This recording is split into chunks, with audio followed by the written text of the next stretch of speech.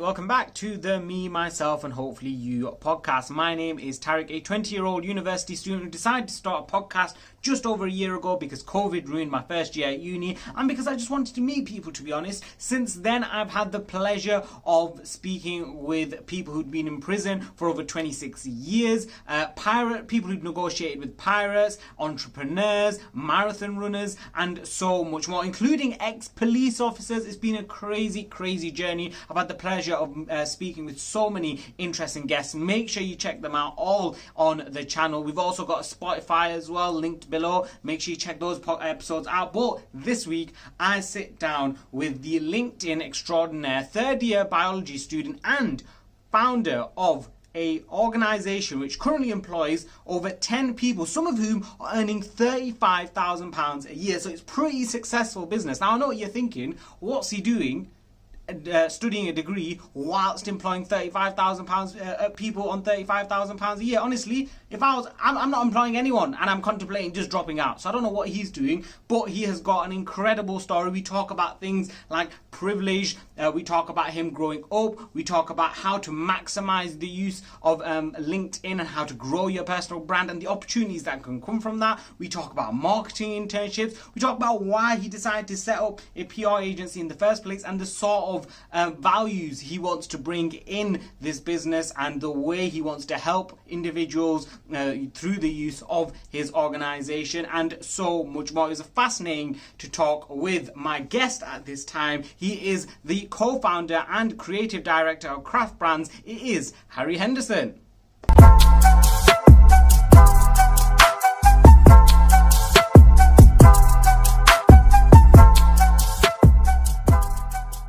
So, Harry, I want to start off with asking you just to introduce yourself a little. Tell us who you are, what you do, and where you actually are right now, because it looks like you're in quite a nice house.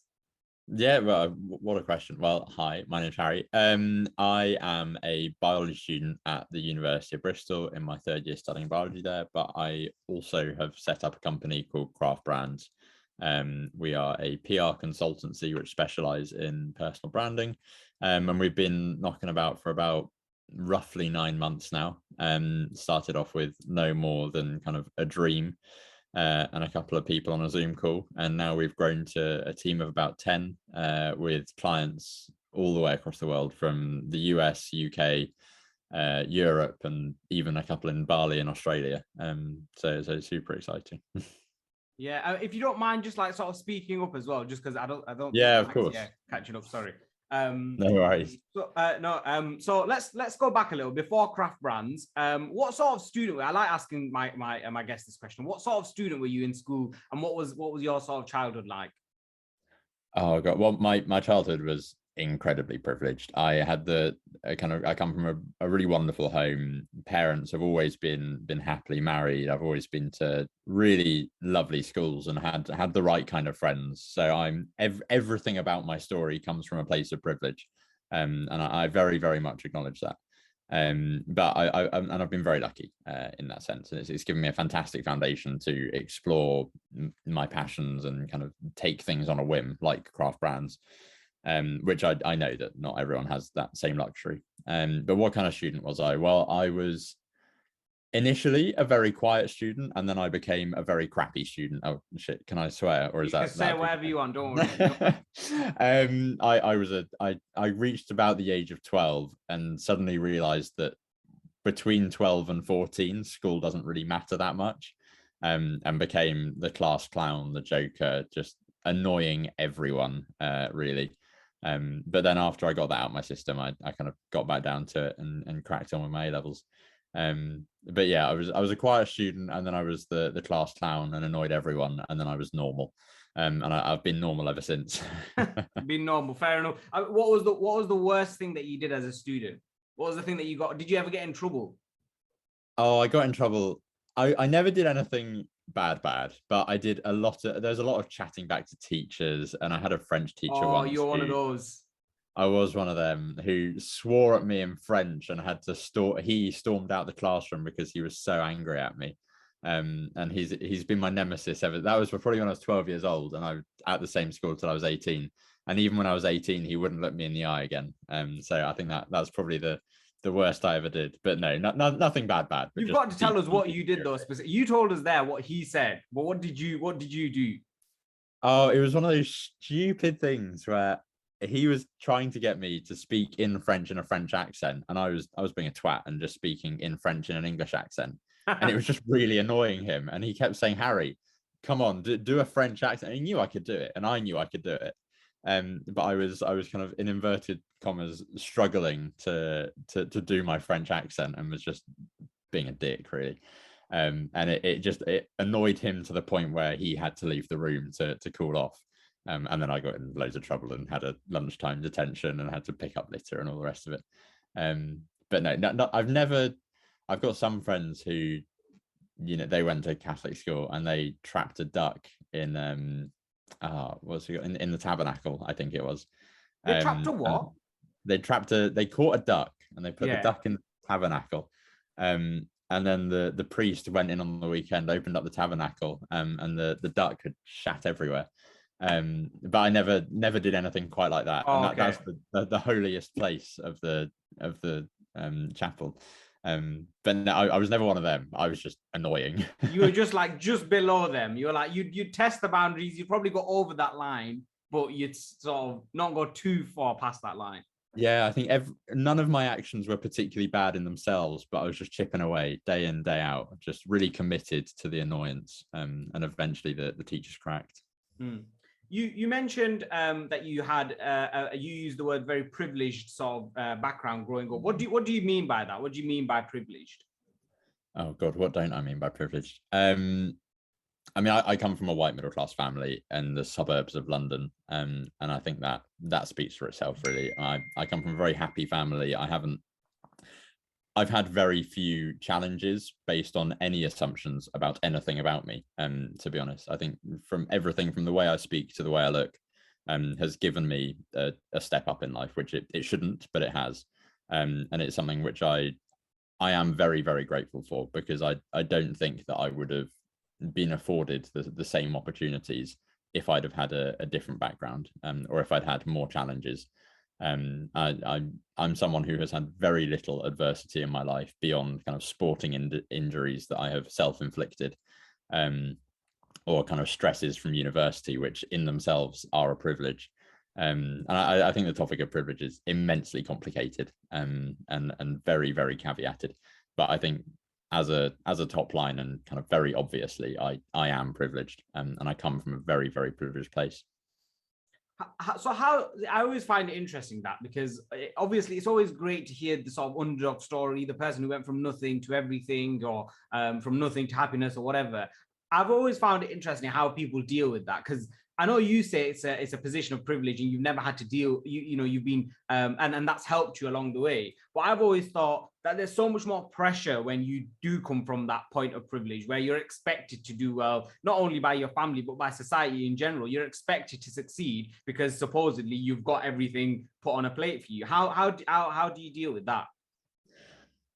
I think that being in that situation, that is a situation which I see real merit in. It's something that I've faced. My parents having high expectations of me, my tutors at university having high expectations of me, but even kind of being able to walk through that door to have those expectations is a privilege. And I think when it's in those moments where I feel stressed, and God, am I going to get a 2-1? Am I going to get a 2-2? Whatever. I think, well, look, come on, Harry. There are so many people who can't even walk through the doors at a university. Does it really matter whether you get a 2-1 or 2-2? No, not really. And it's something that it puts things in perspective for me, but it's something that, at a base level, it is a real place of privilege to even feel that stress. And it's something which grounds me, which maybe it should, maybe it shouldn't. I think there's a real discussion in there as to whether or not my feelings around this topic being so privileged are even valid. But I think that kind of even just being able to walk into a room where I feel the pressure of university, for example, is a privilege in itself. Yeah, well, I mean, obviously you can talk about privilege forever, but I think it's amazing to see. You know, you're 21 years old, but you're so reflective on yourself. You're sort of you criticize yourself, I guess, a few times there just by saying you're privileged, and like I said, we could talk about this forever. But I think it's good to see that how reflective you are about yourself at such a young age. You mentioned university as well, so you're studying now. You're in your third year, I believe. You've done very well. You did very well in your second year. You got a first class. Now, I think it was either in your second year. Or I think it must have been in your second year where you were applying for a lot of marketing internships. I remember reading a post, and I actually saw it again today when I was doing some research. I remember reading a post of you applying for all these marketing internships, but never getting anything back, or just getting the bog standard sort of feedback of we've got too many applicants, or we've not got enough time to give you some feedback. And then from that, you decided to start your own organization. Tell us a bit more about that process. What was your thinking behind everything there? Yeah, well, it goes back really to my first year, and I like many students, I kind of went to university with this big idea that I'd work a 9 till 5 in university and study in the library, and I'd be deeply interested in all of the books that I would be reading and all of the cutting edge science I would be doing. And I was wrong. I was so wrong. University for me was something like 11, 12 hours of contact time. And then a lot of nothingness, which a lot of people enjoy in their first year, but I didn't particularly like where I was living. I was living in halls, and I didn't really enjoy the kind of what I was studying enough to become a bit of a bookworm about it. So I kind of went back to my roots, and I have one skill from school, which is kind of knowledge of sports. And I started applying for lots of kind of marketing and kind of operational roles that I could do remotely. And I got a job with a kit manufacturer, writing some blogs for them. And I thought, brilliant. They'd pay me 30 quid a blog, which at the time I thought, fantastic. It'll take me about an hour, 30 quid in the bank, job done. I hadn't realized that I was massively undercharging for copywriting services, which is a mistake I'll never make again. I think I wrote something like 10, 20 blogs for them. And they were all going up on the website, and it was going really well, really enjoying it. And the founder of the company turned around and said, it was a small company, admittedly, but he turned around and said, look, I'd really like to make a bit more of this. I'd like for you to design us a new website for these to go up on. Let's get some other media in there. Let's get some video. Let's invest in YouTube. Let's put together a series. I thought, excellent. I really enjoyed all of that. And so I put it all together. And it was very much from a place of, I have no experience whatsoever, but let's give it a go. Let's see what happens. And it was a standard Wix website. It wasn't particularly complicated. It wasn't very fancy, but I kind of, being in this startup environment, I had 2 or 3 people around me who were kind of very critical of my abilities and saying, that color doesn't work there. This page hasn't been created. We need this, we need that. And it really tested me. It really, really pushed my abilities and kind of showed me what was possible when you have no kind of real qualifications in the space, and how you don't need to have a formal qualification in order to make a Wix website or start writing blogs or start video editing or editing graphics, whatever. And I ended up, through complete luck, managing the marketing of 3 or 4 startups in the group. They were all kind of under the same founder. There were various different ventures of his. They were all really interesting, kind of making a website here, reaching out to new prospects there, kind of setting up partnerships in London. Really, really interesting stuff. Absolutely loved it. A real opportunity, which I kind of grasped with both hands and ran with. But naturally COVID then hit, and I was laid off. I was on a fixed term contract came to an end, and there wasn't enough money in the bank to keep me on, which was absolutely fair enough. And I enjoyed some time off for a bit, and then I thought, oh, well, I've got too much time on my hands. I'm in the middle of a lockdown. I'm doing university online. I'm bored out of my mind, and went back to the drawing board. And I kind of thought to myself, well, I got a bit lucky with my first job. Marketing. I know what I know, but I don't know what I don't know, which sounds silly, but it was one of those situations where I didn't even know what I didn't know. And I thought I need some more training. I need some formal qualifications of some description. So I went back to the drawing board on internships, and thought, fantastic. Let's give a couple of these a go. Let's see who I can learn from. Let's see what I can do. And very quickly I realized, well, all I'm doing is the same thing over and over again. It's build a website, write a blog post, do some research, I was being exposed to new tools, new materials, new industries, but it was the same thing over and over again. And after a bit, I thought, well, why am I doing this for someone else when I could do this for myself? So I turned to my lab partner, and biology is a pretty dry subject at the best of times. And we both kind of agreed that we were a bit bored of living in our parents' houses. Well, let's maybe start to do something a bit more fun. Which in hindsight, it wasn't actually that much fun, but at the time we thought it'd be a great idea. And she can illustrate and I can write, and I know how to set up a website and all the rest of it. So I created a website for a biology blog. She would write a post and create a little illustration, whether it be David Attenborough or kind of about microplastics or stuff like that. And we aimed it at A-level students because we thought, well, we know nothing in this world, but if there's one thing we do know, it's A-level biology. A-level biology, yeah. Exactly. It is the only thing we'd ever succeeded in to any degree. And as part of that, we started posting on LinkedIn. We had a little bit of a competition, and I had quite a big network from my first marketing role. I'd used LinkedIn for some outreach. So I had a lot of marketers in my network, and I started posting and very quickly realized that no one cared that much about photosynthesis or respiration or whatever, or anything Really? A-level biology. No one cares about photosynthesis. Who'd have thought? No one on LinkedIn thought? gives a shit about plants.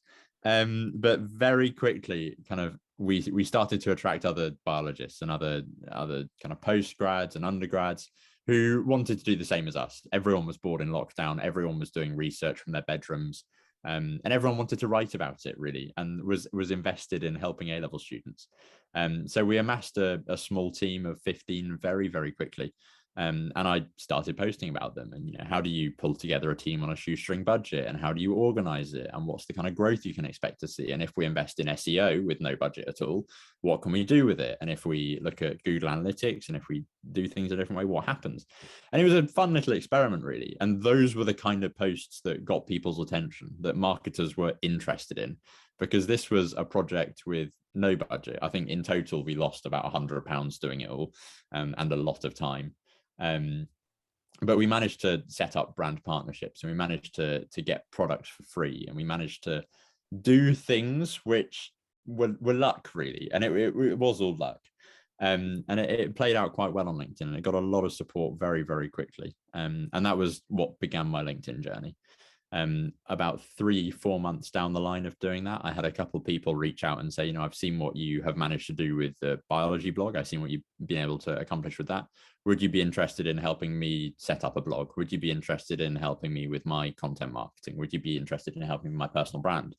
Which led me to meet John, who is my now business partner. He ran a company called Black Piano, which is a management consultancy company. And he wanted some help on personal branding. He looked at the landscape of LinkedIn and had decided that he needed to have some sort of presence in order to be a business of the future. And we started working together, and kind of one thing led to another. And we ended up starting Craft Brands in May of last year. Initially with the vision of becoming a digital marketing agency, but very quickly we kind of sat down and took a long, hard look at ourselves and thought, well, does the world need another digital marketing agency? Probably not.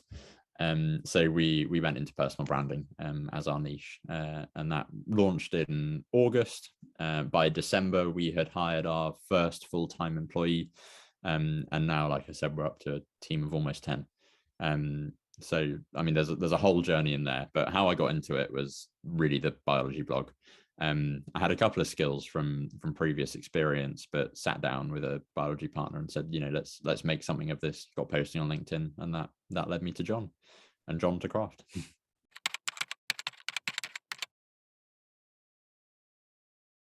Yeah, I mean, there's so much there. I want to sort of break that down a little. Let's talk about the marketing side of the things. That was right at the beginning with the marketing internship and whatever.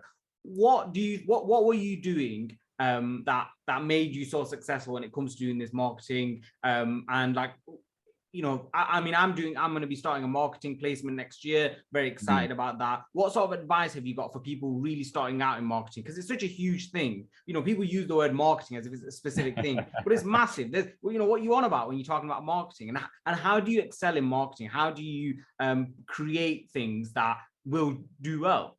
God, that's a massive question. I think what happened. So the sport manufacturer I was working with was a rowing manufacturer. They created rowing kit, and rowing is a very niche world, and it's a world that I've been in since I was about 13, 14. Got injured at 16.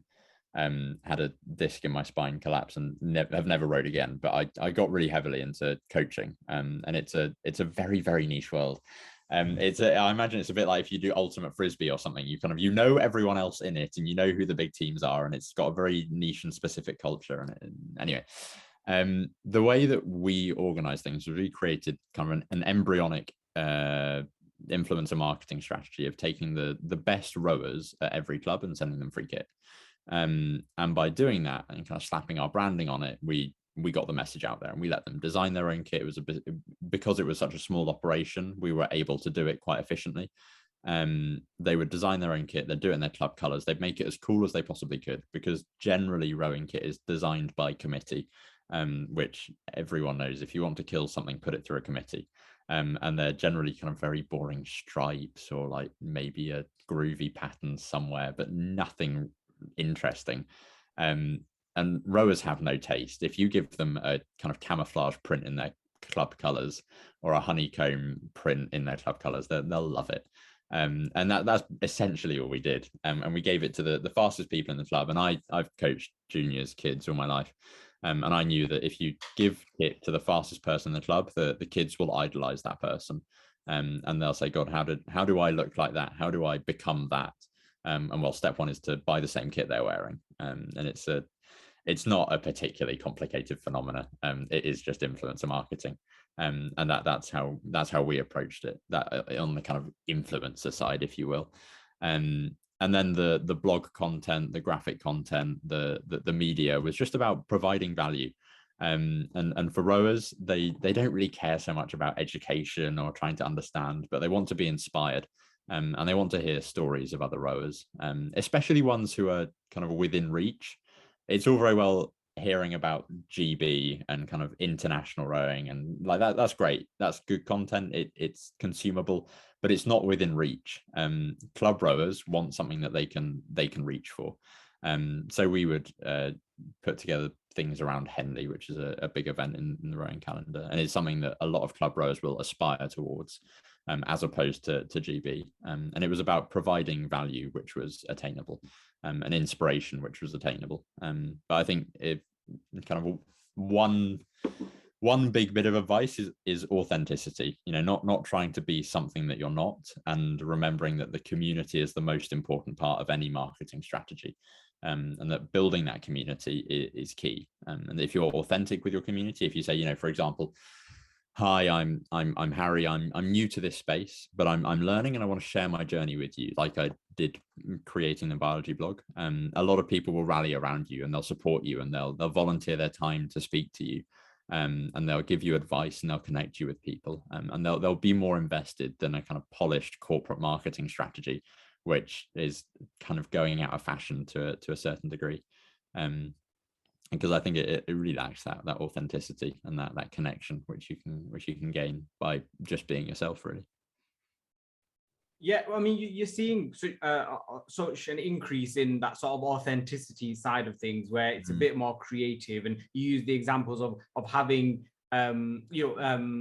sort of rowers don't want to see stuff about GB. They know everything about that. They want to see almost something that is achievable and reachable. And you're seeing that with so many companies, huge companies, like Duolingo on TikTok, really being like personal. I know the obvious ones that you'll know everything about, like an innocent, smooth, like they're just sort of having fun with it. I think Audi are brilliant with the whole thing with Cuthbert, with M&S and whatever, and playing with them just being annoying. Like, you're seeing that. What sort of impact does that have? Because I think a lot of people see, all right, Innocent are having a bit of a joke, Specsavers are having a bit of a joke. Is it really going to lead to an increase in sales, which is ultimately what a business wants, isn't it?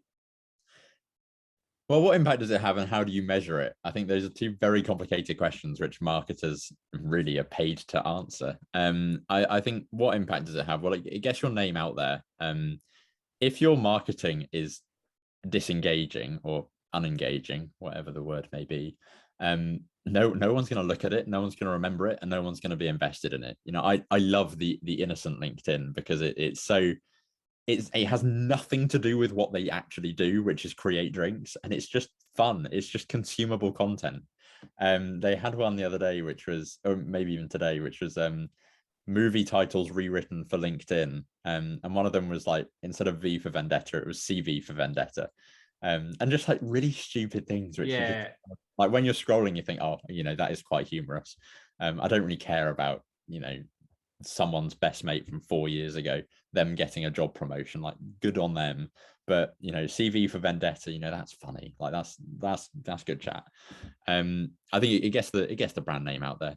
It builds support and it builds that community, which I think is an element of marketing which previously was called audience, and it was kind of a very one-way street. It was, here's a megaphone, let's shout at people. And now it's very much, let's immerse in the community. Innocent isn't putting that content out because they think it's going to boost their brand. They're putting it out because they feel it serves the community and it builds the community and it adds more people to their sphere. Which ultimately, how effective is Innocent going to be at advertising drinks on LinkedIn? Well, probably no more effective than Coca-Cola advertising Coke on LinkedIn. But what can they do on LinkedIn? Well, they can build a committed following of, everyday professionals who just want a little bit of light relief on LinkedIn. I think kind of assessing and evaluating what your community want from you is the most important thing. It is the product market fit of marketing, where, in the general business sense, a good product market fit means, you create something which the market wants. A good kind of marketing product market fit is you're creating content which your audience wants. And there's this whole discussion around value and how do you provide value, and it's lost all meaning because everyone talks about creating valuable content, but then what is valuable content, and what does this word value even mean? And there's so many caveats to it. But really it's just about, what does the community want? What's going to make them chuckle? What's going to inspire them? What's going to educate them? And how do you get them to come back for more? And it's something that Innocent have answered really, really well. And Specsavers as well. Their campaign there, they promoted a bunch of tweets the other day, which they had nothing to do with Specsavers. I even posted about one of them, and it was someone had tried to change the batteries of his board rubber thinking it was a computer mouse, or he tried to connect it via Bluetooth. Oh yeah, I saw that one. Yeah, and you would have no idea it's about Specsavers until you see this tiny little line at the bottom which says promoted by Specsavers. And it's just that moment of you've laughed at someone for doing that in the tweet, and you're like, oh god, how silly. And then you see this little line which is promoted by Specsavers, and you suddenly remember their branding of yesteryear, which should have gone to Specsavers, and all of their TV adverts about astronauts landing at an airport instead of NASA, and all those kind of things. And you think, okay, this is coming full circle. I'm now starting to see the brand image which someone a decade ago envisaged, and now is starting to yeah. And it's coming onto social media as well. You spoke about LinkedIn there, and providing value on LinkedIn, and obviously the whole providing value is, or what is value, blah blah blah blah. As someone, let's say you're starting out on LinkedIn, right? Where do you start? What do you talk about? How do you get, because you've got over 6,000 followers on LinkedIn. I really like your posts. I think they're usually humorous. I think they've got they provide value to my feed. You know what I mean? I normally, I'm not just saying that. You're one of like, no, thank you. I'd say you're one of probably like 10 people on LinkedIn who always pop up on my feed that I'm always either liking or commenting because I'm like, this is good. And I'm always like, why didn't I think of that? I should have thought of that. And it's like, how did this guy think of this? It's, how do you get started on LinkedIn? Well, step one is just to start. And I think that is the hardest bit. I'd say just taking that first leap, posting is the hardest thing you'll ever do in terms of a LinkedIn journey, if you call it that. But what should that first post be about? Well, I mean, there are some great examples of people saying, I don't know what my first post should be. I'm scared of posting on LinkedIn. I've never posted on LinkedIn before, and their posts have gone viral. It's well annoying. It annoys me so much. I need to make that post, even though I've posted 1 million times on LinkedIn. It's fascinating, and I think that the thing which really comes through in those posts is authenticity. And it's something which I yammer on about, because I think it's so important. It's so easy to fake it till you make it. And it's so easy to lie about how big your company is, or lie about what you're doing, or or inflate the truth around a little blog you're on. But frankly, kind of celebrating what you're actually doing and what you've actually achieved is so much more powerful. I want to read about people who are just starting out creating a blog, or someone who's just graduated from university and is on a job search. It's a universal, admittedly, it's not something I've experienced in terms of looking for a job after university, because I haven't left university yet. But it's something that everyone can relate to and everyone can identify with. And being honest about it and putting your genuine thoughts and feelings out there and being proactive as well is something that starts to build a real following. I'd say, as kind of actionable advice for anyone looking to get posting on LinkedIn, look at what you're doing and then look at 3 creators who you follow and draw parallels from them. So if they're telling their story about how they got there and you find that interesting, then write about your story of how you got to where you are now, whether it's applying for university, landing that first grad job, whatever. If they're educating you on a certain platform, or how to do something, or how to edit videos, for example, then follow your journey. The best person to teach is someone who's learning, because ultimately you'll bring it down to a level which a learner can understand. I think it's Ali Abdaal who said it first. He said something along the lines of, I'm learning the guitar for the first time, and I found it's really powerful for me to teach someone else, because not only does it teach me a lot, but it also breaks down the language and the understanding to a level which they will understand, which a teacher's never been able to do. I've seen that video. And it's really powerful. I think it's so true as well. When you're learning, for example, the just elements of when you go into your first job, there's a lot of elements of professionalism that you lack and that I lacked. For example, like, how do you write an email? Like, it sounds really obvious, but like, how do you write an email? Yeah. No one tells you how to write an email. Or how do you put time in someone's diary? Like, no one told me how to do that.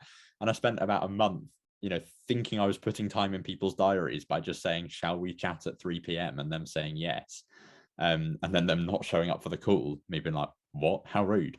And it was only when my partner John said, oh, Harry, like, to put time in someone's diary, you click new event and then you add them as a participant, and then and just like sharing those authentic moments and writing those silly posts about, yesterday I thought I put time in someone's diary. Today I realized I had just agreed a time with them.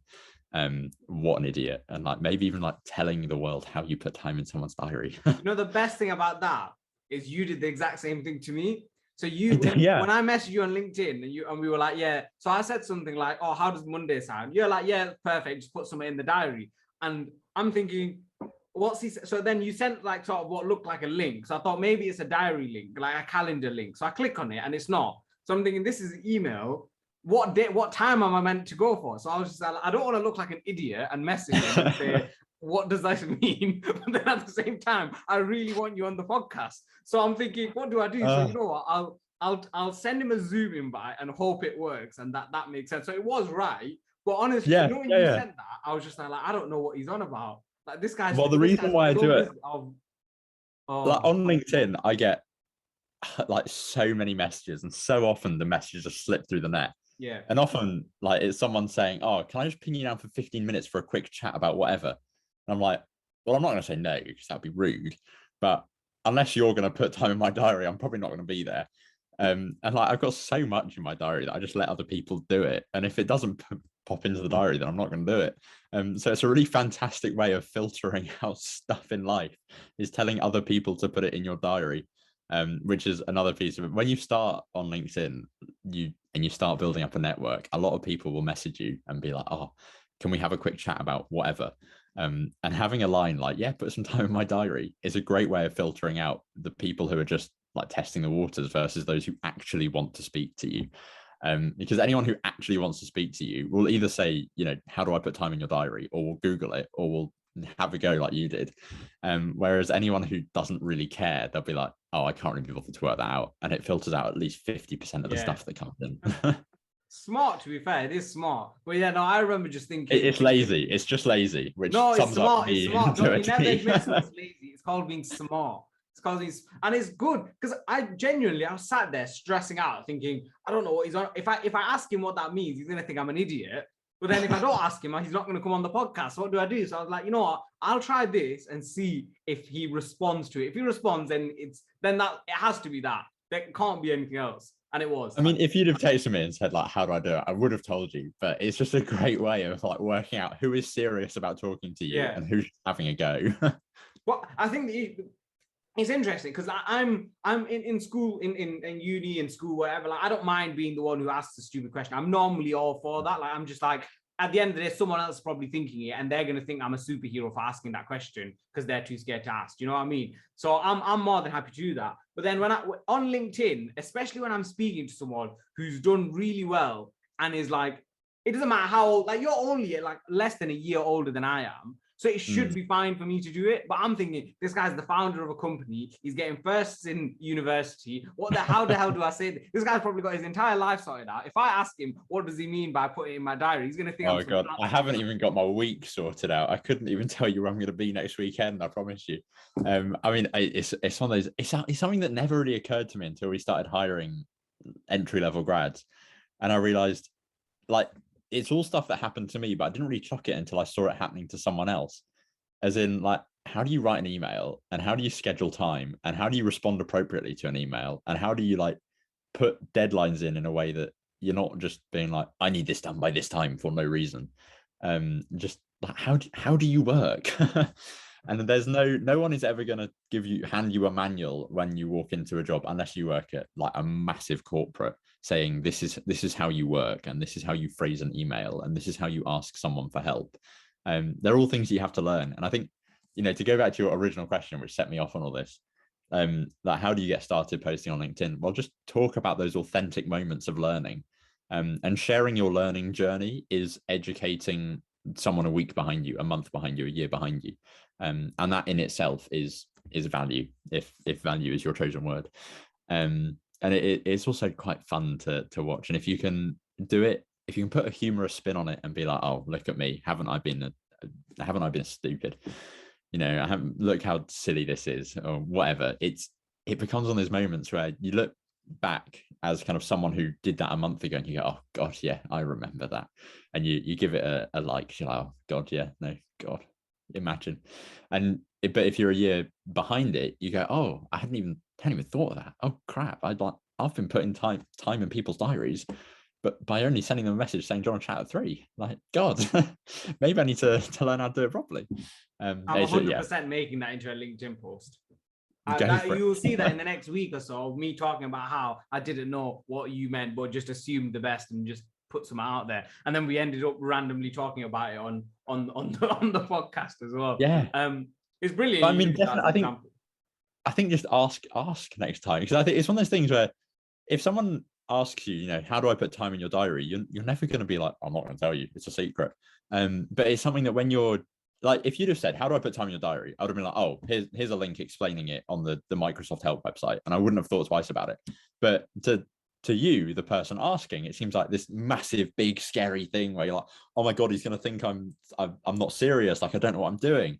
And it's the same for like walking into an entry-level job. When you need help, if you ask your line manager, your higher up, where do I save this PowerPoint to on the SharePoint, on the Google Drive, whatever, they're not going to think twice about it. They're going to go there, and that's all they're going to think. They're not going to think, oh God, what an idiot, who have we hired? But it's something that when you're the junior, everything you think, oh God, I'm so stupid. And you write this like 30-page long email being like, I apologize for existing. I'm so sorry for breathing this morning, but I just wanted to pick your brains. I just really need to know where to save this in the Google Drive, because I'm really sorry, but I wasn't listening when you told me 3 days ago. And it's like, no, just say, where do I put this? And that's all you need to know. And no one thinks twice about it. But yeah, sorry, that long-winded point. But but it's true, and it's a good point. Yeah, like I said, I'm someone that you would like. If like I said, I'm always happy to ask a stupid question. But in that situation, I'm thinking this guy knows what he's doing with his life, and I don't. And now I'm going to come across like an absolute buffoon. Do you know what I mean? But I mean, it's good to know that you wouldn't have thought that if I asked. No, well, I think, to be honest, anyone who, it's quite a good filter as well, the other way around. If you ask someone for help and they don't give you help, well, the chances are you don't want them in your life. They're probably going to be a pain in the arse, and they're probably going to make your life worse. Whereas if you ask someone for help and they just say, here's the answer, or, here's a link to the answer, or here's someone else you can talk to for the answer, then that's someone to keep around. That's someone who can actually support you and help you grow. Yeah. It's a great way of filtering as well. Any manager who says, I haven't got time for you, or I can't help you, or why are you coming to me with this, is not someone you need or want in your life. They're just going to make life difficult. A manager who gives you a one-word answer because it's a stupid question, fair enough. But someone who says you should already know this or whatever, just bin them, get another job. Life's too short. True. That is true. So let's get on to craft brands, right? So you've been doing marketing this whole time, and now you're doing PR. What's going on? Why PR? You mentioned it briefly there, but and what's the difference? Well, yeah, that's great. Well, I mean, what's the difference in a professional sense? Marketing and PR are it all falls within the spectrum of brand, I would say. And I imagine there are some brand zealots out there who are going to crucify me for saying that. But it's all kind of like, how do you make a company look good? Well, marketing kind of makes you look good to an audience or a following that you already have. And PR kind of, it in a traditional sense reaches a new audience through media placement, podcast placement, whatever. The reason why what we fundamentally do is personal branding. Initially, we were a marketing organization, content marketing, that specialized in personal branding. But marketing demands trackable results and return on investment and hard analytics, which is not something that you can measure when you're building a reputation, for example. How do you measure how much someone likes you or how much someone trusts you through views or through likes or through comments? And there are ways of doing it, but they're not particularly good ways of doing it. You can do 3-word keyword analysis on comments and see, are these positive comments? Are these negative comments? Am I thought of positively, negatively? Do people trust me? Do they like me? Do they, like when I talk about something? And there's a lot of ways of looking at it. But fundamentally, we looked at it and we thought, well, look, we don't want to get into the realm of personal content marketing. This is personal branding. We build reputations for CEOs and for founders, which answer the question when they approach a new prospect, a new investor, and that prospect or investor says, why should I work with you? Well, their digital presence should already answer that question before it gets asked. They should already know about that person, about that project before they walk into the room. And if they don't, they should be able to search for it. And all the information should be there. On your LinkedIn, you should see the last 3 weeks of, here's my thoughts on tech startups, on edtech, because we're an edtech startup, and here's how the team's doing. And we had a Christmas party last week and we're a team of 50. It should answer all those questions of why work with you, because, you're displaying the culture, you're displaying your know-how, and you're showing that you have social proof of likes of other brand partners, etc. Sorry, long-winded answer, short question. What is the difference between marketing and PR? For us, it is that marketing guarantees results, whereas PR allows us to build a reputation, not bound by results. Results are inevitably important of any campaign, and we measure results. I'm not saying we don't, because we are kind of creative first, but data backed. But not quite in the same way that you would be if you were performance marketing, for example, or content marketing, measuring success through awareness and authority. So you've got this organization that is doing very well. You started it roughly about 12 months ago.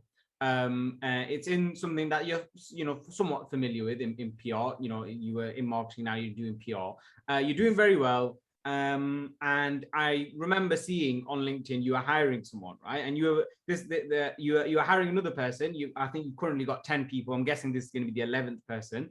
And you're going to pay them 25 to 30,000 pounds a year. Now, if I'm thinking I'm the owner of an organization that pays 25 to 30,000 pounds a year, I'm definitely dropping out of my degree. Why are you still doing your biology degree?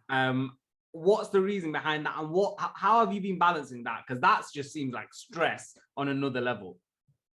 That is a very difficult and very loaded question. But you were giving me long-winded answers for short questions, so I thought I'd give you long questions and get long-winded answers. No, that's absolutely fair, and I'm hoping that you take down a lot of my long-winded answers in the post edits. No, I'm keeping it all in. No, otherwise this will be a 2-hour-long podcast that people will tune out very quickly. They're brilliant. Okay, so why haven't I dropped out of university? Great question. First question. We hire people on 25 to 30k salaries. Why haven't I dropped out? Well, founders, when you found a business, you don't necessarily pay yourself. You know, John and I, as the founders of the business, are the last people to get paid. And we see our salaries as crumple room. You know, if for 1 month we go into the red a bit, you know, that's coming out of our salaries. Our team gets consistent salaries and they work consistent hours. For directors, for founders, it's not the case. You know, 1 week I might work 100 hours, the next week I might work 10. You know, it is swings and roundabouts. And the same goes for salary. Until February, even we weren't paying ourselves salary. And I might get crucified by John for admitting that on a podcast. But that is part of being a startup. You know, we wanted to invest every single penny in perfecting our processes, hiring the right people, and developing our company to put it on the best standing for what we see as kind of a year of build. After we've built, you know, that's when we can start to reap the rewards. You know, we are now taking salaries, but it's not, you know, we're not taking $100 grand, $1 million salaries. They're very much all we need to keep living, because we're in this for the long game. We're not in this to kind of get rich quick, and we're not in this to kind of drain the business dry, because every penny we take out ourselves means there is a penny less to invest in a new hire, to invest in new tech, to invest in client acquisition, stuff like that. And it is something that you feel as a, you know, I'm in a very fortunate position of John and I split the business 50-50. So, you know, every pound that we can leave in increases the value of the thing that we share. And it's something that's really special. And it's something that, you know, until we had a team, there was kind of a feeling at the back of my mind of, oh God, you know, why do we keep investing more and more money in new tools and new tech and new client acquisition and new processing? But now that we have a team, it feels very much like we're investing in the culture, investing in the people. It's a completely different way of looking at it. But yeah, so that answers the first half of that question. Why haven't I dropped out of university? Well, I absolutely don't see myself as some sort of dropout figure like Elizabeth Holmes, which now is quite an awful reference. Or Steve Jobs, or Bill Gates, if he did drop out. Yeah, exactly. Yeah. You know, we haven't hit the jackpot of some new tech revolution that is going to make me a millionaire. I think we've gotten very, very lucky in the rate of growth we've had. We didn't predict this rate of growth, because, you know, how can you predict growth? Anyone who says that they can is either very, very well informed or completely making it up. And on day one, we weren't that well informed. We were we looked at what we had, and we looked at kind of where we thought we could go. And this has smashed every expectation, which is brilliant. But it only started to smash the expectations kind of in January, February of this year. Until then, it was kind of meeting expectations.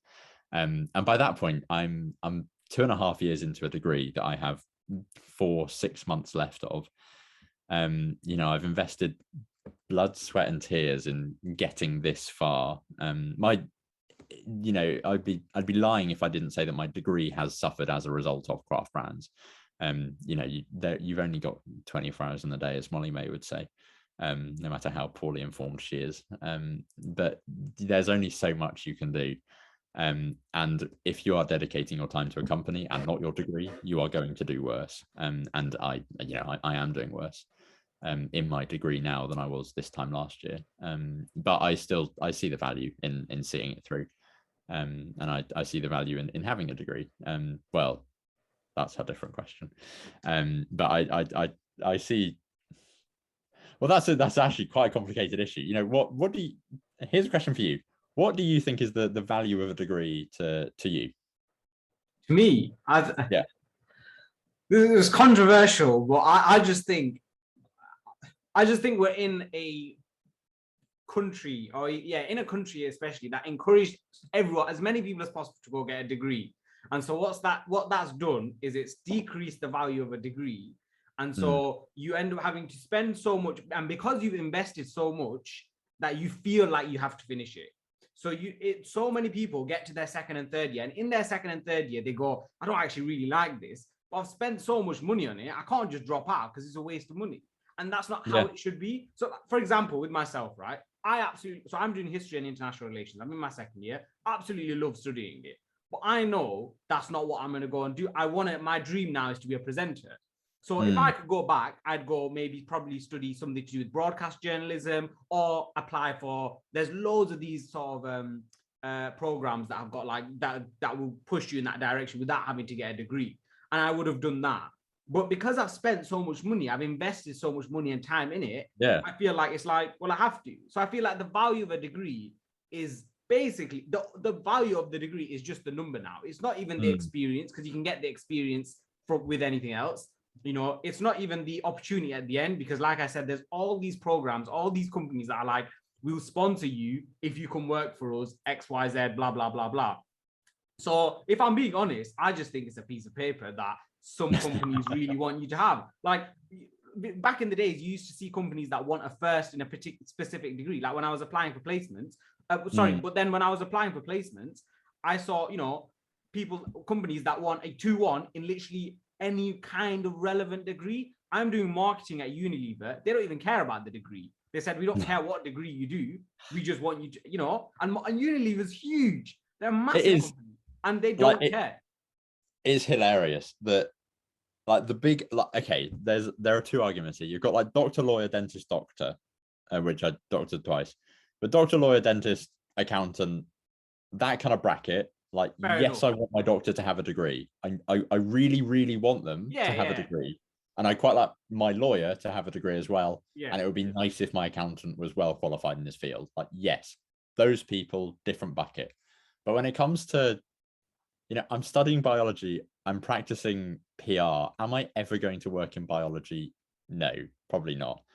A lot of people on my course, there's 250, 300 people on my course. I think the stats are something like 10% of them might go into a related degree, a related field to their degree. The rest of them will probably go into areas like marketing, account management, PR, finance, exactly. Areas where they will either have to re-qualify as a postgraduate, or they just didn't need a degree in the first place to get there. But like you say, how often do you find yourself in a 20 grand hole thinking, oh, well, I've only got 10 left to go. Let's just white knuckle it out. Otherwise, I am just flushing 20 grand down the toilet. And I mean, it's a topic which I feel very passionate about, especially in the light of COVID. And like an open university degree is, and these numbers are wrong, so don't quote me on these, but it's something like £3,000, £4,000 to get an online degree. And yet through the whole of COVID, we were told, this is still worth 9.25 grand. Exactly. And then well, even after that, we're still being told, the online experience isn't as good as the real thing. So you now need to come back into university, even though it's, you have to then rent a flat and you have to, pay for your own food, which you don't have to do if you live at home necessarily. And you have to pay for travel to and from university and all these things. And it's just so much. And now I'm being tested for feedback on my degree and what I think of the degree course. And frankly, I think my strong opinions are that it's a bit of a joke the way that we've all been treated through all of this. Of course, yeah. And the fact that you flushed 30 grand down the drain for no guarantees of either, even if you do well in your degree and you get a first in biology, for example, I'm not going to, if I was in kind of the grad recruitment process and I had a first in biology and I was up against someone who had 3 years marketing experience and we were both going for a marketing role, that person would get it. I wouldn't. Yeah, exactly. Who gives a shit about a first in a biology degree? There's the return on the return on investment is so low, and the chances are you're not going to go into what you want to do. And then on top of that, it's not even. I don't understand why it costs. And you said 30 grand. It's way more than 30, because that's just on tuition fees. That's 20. And a half on tuition fees. Think about a maintenance loan as well. Well, exactly. Just the cost of living and then they're like come back into university. It's not as good online. It's like, we told you that. Anyway, that's a whole rabbit hole that I could go down. It is. And you know, you said things like the open university. Yeah, it's just frustrating. I don't understand it. I think the university bubble will eventually pop and they'll kind of try and sort it out. But I think there's so many other alternatives that, you know, we're getting into politics here, but that the government could, you know, they could, or businesses could provide other opportunities. And you're seeing that, and it's great. You're seeing these new opportunities where businesses are going, we don't even care if you've got a degree. We don't even want you to have a degree sometimes. We want you to come work with us for 3 years and then give us a 4th year as well. And then you can leave and you'll have this much experience. Like, I didn't know those existed when I applied for uni, but if I did, I would have applied for them. I think I think education is so important. It's so important. Learning is so important. I think, does it need to be at university? No, I don't. I think it's, I would say it's probably a bit of an outdated. I think in some respects it's brilliant. You know, if I wanted to go and be a lab scientist in biology and I studied a biology degree, fantastic. You know, clear course, you need that. But for the majority of people in my position, I'd say, you know, never stop learning, but there are more effective and more efficient ways to learn than going to university. And I 100%. I don't necessarily, it's one of those things where, you know, if I was 18, would I have made a different decision? Well, I didn't know enough when I was 18 to make a different decision. I think the expectation that, you know, 17, 16, 18-year-olds even kind of are able to make that decision and knowing where they want to be at the age of 25 is just a bit, is ridiculous. I think I am very pro, you know, leave school and then just go and live life for a couple of years instead of going to university and go and get like an entry-level job or a big internship or something, and, you know, work out what you actually are interested in and then go and get a degree in that area if you need one, because the chances are you don't. No, same. I saw a tweet actually that said something like, or imagine if you weren't allowed to go to university until you're like 22 or 21 or something. So you had to wait 3 years or 2 years or whatever before you could go. You would have obviously logistically it wouldn't be possible because then students wouldn't have, universities don't have any students, but there's so many advantages that in the sense that it'd give you 2 years to think, to try out new things, explore the world, do whatever you want, see what's going on. And do you know what, for the entire country it'd be cheaper as well because the country wouldn't be subsidizing all these, you know, tuition fees. Well, yeah, I was one of many students who, you know, I studied 3 A levels, biology, chemistry, and maths. And the one I was best at was biology. And I had no idea what I wanted to do. And so I studied biology at university. And don't get me wrong, I've really enjoyed it. I really enjoy studying it. It's a passion of mine. But do I need to, and should I have spent 3 years studying it and got into a pit of debt for ultimately a piece of paper which will not contribute to the rest of my future? Maybe that is a bit of a brash statement. Maybe I'm kind of ill-informed in some way, but I think there's a lot of truth in it. I think, well, no, I didn't. It would have quite enjoyed, you know, casually learning it, but to this degree and like learning this little about the wider world, I think is the mistakes we made at 18 and 17. We're paying, I'm for just them for the rest of our life. Yeah, well, imagine. It's gonna be mad. But I've just got some sort of final questions for you. What would you say is a life highlight? What would you say if there was one thing? I know I asked you this before we started on LinkedIn. What's the one thing that you're really proud of? What am I really proud of? Or something that's happened that you would go, that's the highlight of my life. Well, I think, to be honest, craft is, it started out as one big experiment, and it began because, like a lot of projects in my life, I got a little bit too bored and didn't have enough to do. So just took a couple of punts and ended up where I am now. I think craft is the thing right now that I am most proud of. You know, there's very little else in this world that I can point at and say, you know, I built that from nothing. And I helped to create that. And it's really, I imagine it's something that people with dogs feel and that parents feel and whatever, when you can look at something that you've created that you're proud of and you can say that's my hard work. And it's the same for a company. And I think I knew when starting out on this journey, that I couldn't do it alone, and that I needed a mentor figure. And that has been John for me. But I think that, yeah, that's the thing I'm most proud of, is as well having that foresight to know that I wasn't going to be able to do this on my own. And if I had done this on my own, it would have failed. I know it would have done. Because there have been moments where I would have gone left, and John has said we're going right, and he's been right. And a lot of things like that. And I think that being able to identify your own weaknesses quite early on and just say, you know, you need someone else to see you through those things. It is one of my traits that I do genuine. There aren't many traits that I think, well done, Harry. But that is one of the very few decisions that I think, yeah, good call. But yeah, craft is the thing that I'm most proud of right now. No, I think you're very, very harsh on yourself from the beginning. I think you've been very, very, very harsh on yourself. I've got two more questions, I guess. The next one that I'd like to ask is, obviously we spoke about internships earlier. We spoke about students. A lot of students try and get internships to boost their sort of application because their degree is worthless. I wouldn't go that far. That might give people an existential crisis. I'm joking, yeah. What's your sort of advice on students who are applying for these internships? How can they stand out? What can they do to make them stand out? And applying for graduate, I know you haven't applied for graduate jobs, but I guess this could apply for graduate jobs as well. Well, so when I did it myself, I did it really badly. I did the classic shotgun approach of, here are 100 internships. Let's apply to every single one of them with the same CV and nothing else and hope for the best. And I got rejected from literally 99 of them, and then landed one. And that was just a numbers game. But that was, I think, an element of that was that I didn't know exactly what I wanted to do. I didn't know where I wanted to go. Whatever.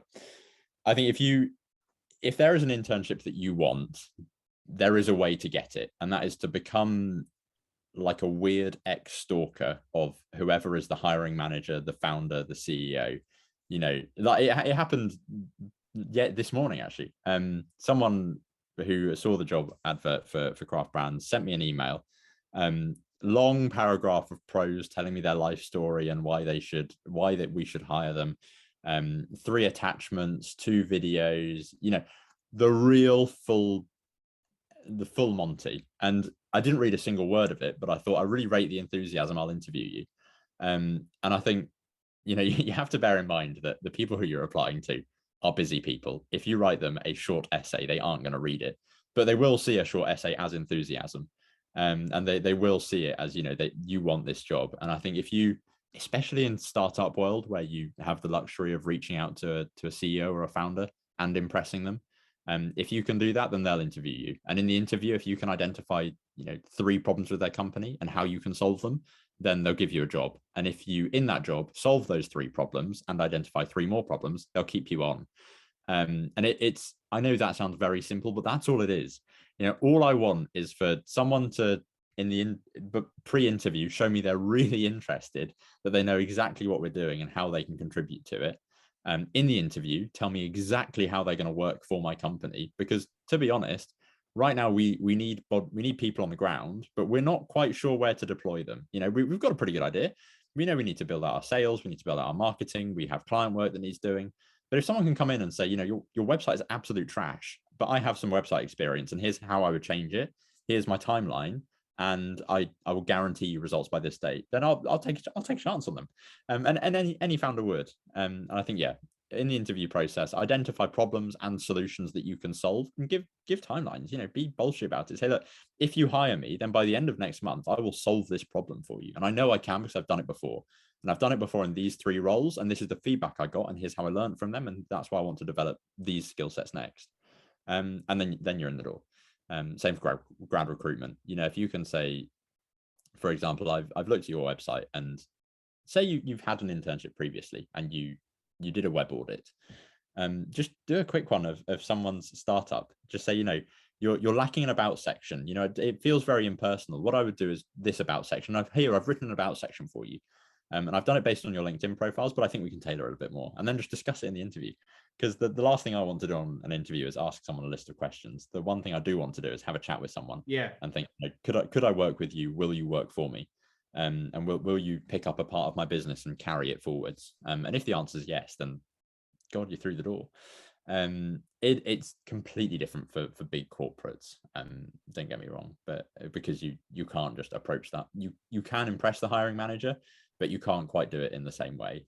You have to be slightly more tactical about it, and you have to have the right CV, and you have to show them the right things in the right way, and you do have to adhere to their process to a certain degree.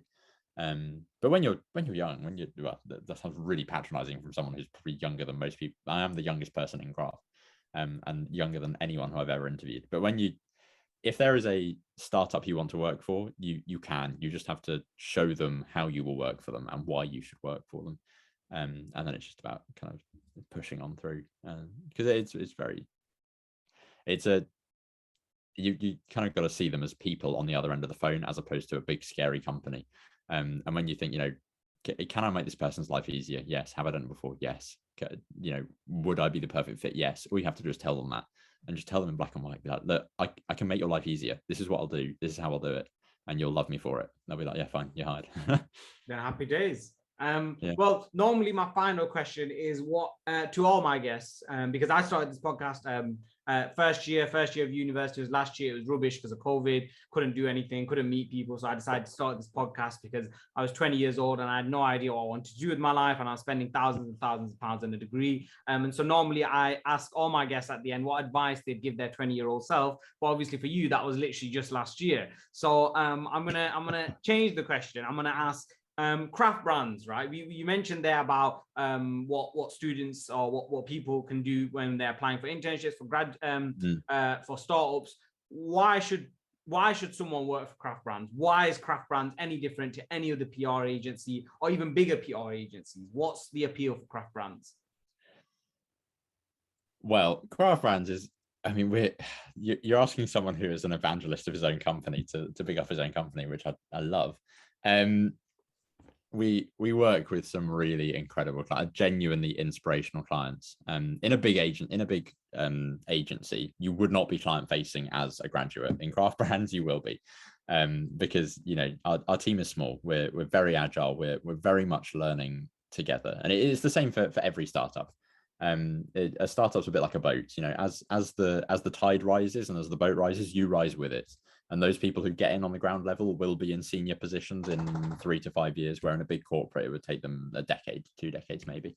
And you get to see so much more of business by being in a startup than being in a corporate. And some people hate that. Some people are really allergic to that level of kind of mess, frankly. But other people thrive in it. And especially if you don't know what you want to do going into a startup, you have that flexibility to, one day build a website, and the next day jump into the Instagram, and the next day, be on a client call and creating client strategies and pitching and doing new business and sales and all the rest of it. Whereas in a big corporate, you're brought in on a sales internship, or you're brought in on a development internship or whatever, and you have to stay in your lane and you don't speak to people outside of your department. But for any startup, and craft brands especially, our people are doing the absolute max. They are working on the very edge of what they're capable of, and what they think they're capable of is about 3 notches back. We're constantly pushing all the time, and some people will look at that and say, God, can't think of anything worse. I don't want to be pushed that hard in my working life. And yeah, absolutely fair enough. But I think for people who are hungry, for people who want to see a bit of the world, not a bit of the world, a bit of the business world, and want to try and work out where their position is, personal branding is great, because you get to sit down with CEOs, with founders who have decades of experience on a weekly basis and pick their brains under the guise of personal branding, but really you're asking them for personal advice. And you get this on tap. If 1 week you're thinking, God, what would a CEO of agency X ask himself when he was 20? Well, you've probably got a call with him on Tuesday, so ask him, and that'll make a good LinkedIn post. And we very much position our service as, we'll sit you down for an hour a week, and we'll interview you podcast style, and we'll take insights from those interviews, and we'll write valuable posts from them. And as is the reason why I got into personal branding, and it's a great place for students to go, I think, because you get to sit down with amazing people, visionaries, and kind of inspirational leaders on a weekly basis and ask them all the questions that you want answers to. What's your hiring process? What's the question you ask yourself? What's the most important element of business to you? How do you balance your work and your life? How did you get into this world? What did you do? Who was your best? Like all those questions that you want to know the answers to, that usually these people are completely inaccessible to you. Personal branding gives you a route through. So yes, another long-winded answer to a quite simple question. I work for craft brands. You get to sit down with incredible clients on a weekly basis, and you'll do things that you will never do at any other company, who are arguably more sensible and wouldn't just roll out grads on day one. But equally, actually, that said, there's two halves to the business in personality. There's me, kind of young, very much learning, very arguably creative, although I wouldn't necessarily say so, and John, who spent a decade with Accenture, has worked with some of the top creative agencies in London, knows exactly what he's doing, knows right from wrong, knows the rule book inside and out, practically wrote it himself. So you have this kind of young energy balanced with years of experience, and it is the thing which sets us apart from the rest, I honestly believe, because it really opens up a world of possibilities. There you have it. So if you want to apply for craft brands, then just basically bombard Harry with a message on LinkedIn with whatever, and he won't even read it. Just write a load of rubbish, write the script of film, and he'll just be like, there you go, that's enthusiasm, you're hired. To be fair, if it's over 250 words, you'll get an interview just for being enthusiastic about it. Just copy and paste. Just copy and paste someone's Wikipedia page, you'll be fine. But there you go. Thank you very much, Harry, for taking the time to come on the Me, Myself, and Hopefully You podcast.